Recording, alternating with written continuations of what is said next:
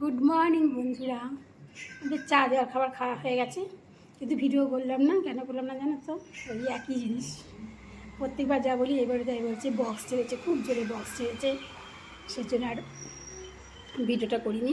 চলো বাগানে যাবো, একটু চা জল খাবার হয়ে গেছে, খাওয়াটা একটু পরে রান্নাবান্না চাপাবো, তো চলো একটু বাগানে দেখে আসি।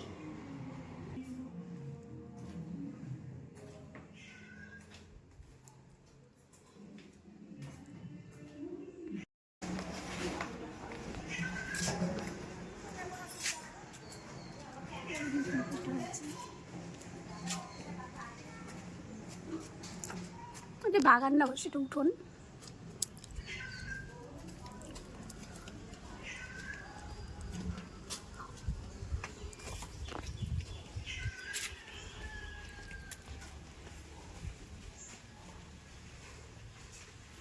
দেখো কত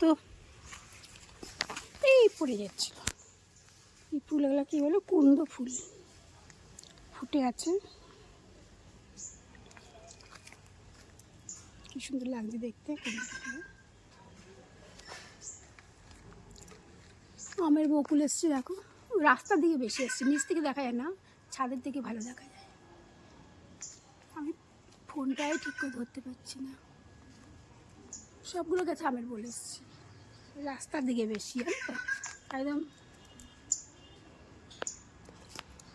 দেখো রাস্তার দিকে সব ঝুলে পড়েছে, এখন আমগুলো হবে একদম রাস্তায় আরও ঝুলে পড়বে, লোকের মাথায় ঠেকবে।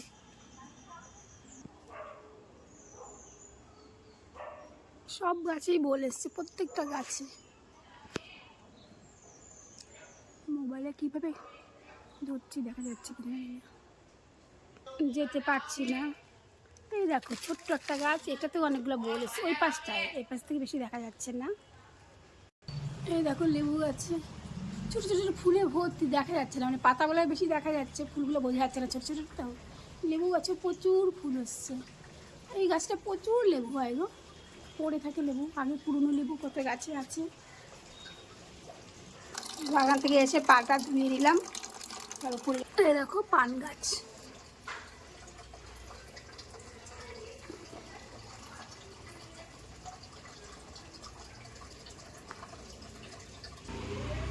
আর এই গাছটা তো রান্নাঘরে জানলাতে দেখা যায়, কত বছরে দেখিয়েছিলাম, এখান থেকে রান্নাঘর দিয়ে আম ঝুলছিল, সে জানলার দিয়ে লাঠি দিয়ে আম পেড়ে নিয়েছিলাম, গত বছর ভিডিওতে আছে। দেখো আবার এটা ওই ইসের থেকে দেখা যায় না, বাগান থেকে দেখা যায় না, আমার রান্নাঘর থেকে ভালো দেখা যায়। প্রচুর আমের বলেছি প্রত্যেকটা গাছে। 10:30 পার হয়ে গেছে, হাতে এবার আস্তে আস্তে একটু করে সবজি টবজি কেটে রান্নাঘরের কাজে গই। ভাবছিলাম আজকে ঘরের পর্দাগুলো সব খুলে টুলে ঝাড়াঝুড়ি করবো, কিন্তু তারপরে আবার ইচ্ছে হলো না, আবার ওটা করতে গেলে অনেকটা দেরি হবে এইদিকে। আর ওই সব কাজগুলো আমি কোন দিন করি বলতে, যেদিন কর্তাব্য থাকে না, অফিস চলে যায়, সকাল সকাল রান্না হয়ে যায়, ওনাকে খাইয়ে দিয়ে পাঠিয়ে দিই, তারপরে সব ঝাড়াঝুড়ি পরিষ্কারের কাজ সেই দিনগুলোতে করি, সেদিন ভিডিও করি না। এই হলো, ভিডিও করতে গিয়ে কাজ অনেক লেট হয়ে যায়, আর আমার তো সারা সপ্তাহ সেরকম সময় হয় না বলে করি না ভিডিও। আর এই সপ্তাহে জানো তো লাউ কিনিনি, গত সপ্তাহে লাউটা হাফ খাওয়া হয়েছে, হাফ চেয়েছে, আমরা তো দুটো মানুষ, বেশি তো লাগে না, সেজন্য এটা ফ্রিজে ছিল, জানি না কেমন টেস্ট হবে, এতদিন ধরে ফ্রিজে থাকা, 1 সপ্তাহ হয়ে গেল, তাও অর্ধেক কাটা। প্রেসারে সিটি দিয়ে করব, লাউটা কেটে ওই ভাজাভুজি হবে, একটু ফুলকপির ঝোল হবে, এইসব করে চাটনি হবে, সবজিটা কেটেই নিই। এই দেখো সবজিগুলো কাটা হয়ে গেল, লাউ কেটে নিলাম, আর এটা হলো কী বলে, গাজর, বিট, বিনস আর ক্যাপসিকাম ভাজা করব, এটা কেটে নিয়েছি। টমেটো চাটনি করব, কেটে নিয়েছি। আর এটা আলু ফুলকপি ঝোল করবো, সেটা কেটেছি, কিন্তু ফ্রিজে কতগুলো সরু সরু সজনে ছিল, সজনেগুলো শুকিয়ে যাচ্ছে, সজনেগুলো কেটে দিয়ে দিলাম, আলু ফুলকপির ঝোলে দিয়ে দেবো। এই হলো আমার কাটাকুটি। একদিকে ভাত হচ্ছে আর একদিকে লাউ ঘন্টা হচ্ছে, আমার একটু দেরি দিয়ে রান্না চাষ হচ্ছে। দুটো মানুষের রান্না, অল্প অল্প, আবার লাউ ঘন্টাটা প্রায় হয়ে এলো, নামিয়ে দিই, লাউ ঘন্টাটা নামিয়ে ভাজাটা চাপাবো। এই দেখো কর্তাবাবুর জন্য আবার চা নিয়ে যাচ্ছি। চা খাওয়া এত উচিতই না, অসুস্থ মানুষ। বললাম ফল কেটে দিই, ফল খাও, মেজাজ দিয়ে ওঠে, তাকে চাই দিতে হবে। অসুস্থ মানুষ এরকম কথা না শুনলে ভালো লাগে বলো? একটা কথা শুনে না। আমার রান্না বান্না স্নান পুজো সব হয়ে গেছে। কখন খাবো জানি না। কর্তাবাবু ওই দেখো গ্যাসের মধ্যে গরম জল চাপিয়েছি। কালকে রাতে যেটা ফুটিয়েছিলাম সেটা এখন সব বোতলে বোতলে ভরে দিলাম। আবার এটা ফুটিয়ে রাখলাম, রাত্রিবেলায় বোতল ফাঁকা হলে আবার বোতলের মধ্যে ভরবো। এটা একটা সসপ্যান, সেদিকে ভুল করে না ফ্রাই প্যান বলে ফেলেছি। কত দুনিয়ার কাজ নিয়ে বসে পড়েছে, কখন তার কাজ হবে, কখন খাওয়া দাওয়া জুটবে কে জানে। খিদাতে পেট জ্বলছে, তো 1:30 বেজে গেছে এখনো কত খাওয়া দাওয়ার নাম নেই। ওই যে কখন কাজের থেকে উঠবে, এখন বাদাম খাচ্ছি। সেই ট্রেনে পাওয়া যায়, ট্রেন থেকে কিনে আনে কত।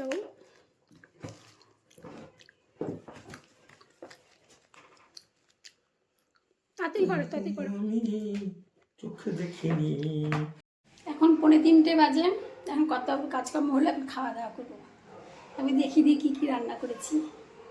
নিরামিষ রান্না দেখে নাও। এই হলো ভাত, অনেকক্ষণ রান্না হয়েছে।